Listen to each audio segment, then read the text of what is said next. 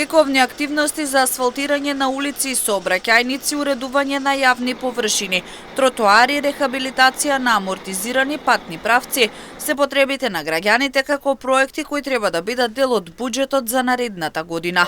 Форумските сесии завршија, а буџетот на општина Штип треба да биде усвоен во понеделник на 29 декември.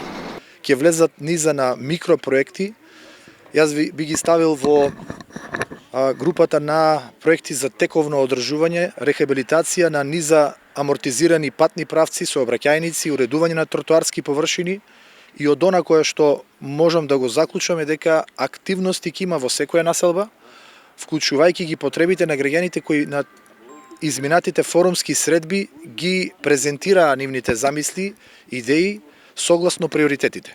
Сепак располагаме со ограничен буџет и согласно приоритетите верувам дека во секоја една населба ќе имаме нови тротоарски површини уредување, рехабилитација на веќе постоечки улици, патишта, сообраќајници, трасирање на нови сообраќајници и нормално уредување на јавна површина. Со блок дотациите буџетот би бил над 2 милијарди денари, со што се овозможува да се работи на приоритети предложени од граѓаните, меѓутоа и на капитални проекти на општината.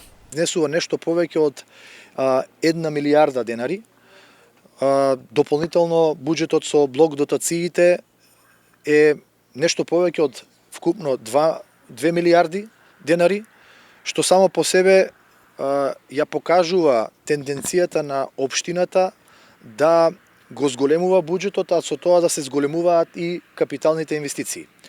Процентуално во понеделник деталите колкав ќе биде капиталниот расход планиран во буџетот, ќе има можност да се презентира на јавноста, но имајќи ги во предвид сите овие факти кои пред малку ги проследив, дека изборниот процес во 2025 година секако ќе влијае на буџетот. Јас сум оптимист и задоволен како е планиран буџетот во 2026 година и сето она кое што го припремавме во изминатите месеци за работа во 2026.